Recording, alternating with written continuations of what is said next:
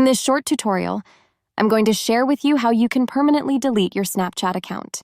Permanently deleting your Snapchat account can be important for privacy reasons, preventing potential data breaches and avoiding the temptation to spend excessive time on the platform. It also ensures that your personal information is no longer stored by Snapchat, reducing the risk of unauthorized access to your data. To do this, simply head into your Snapchat. Tap right here on your profile icon. Then head into your settings by clicking on the settings icon on your upper right corner of the screen. On the settings page, navigate to the very last options.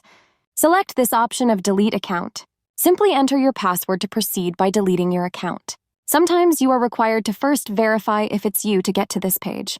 Just make sure to have your email active, the email you used while opening up your Snapchat. Put in mind that you'll also lose any chats you've saved and any snaps and chats you haven't opened. After 30 days, your account will be deleted.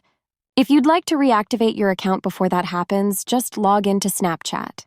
Lastly, if you've requested your data and haven't received it yet, please wait until you've downloaded your data to delete your account.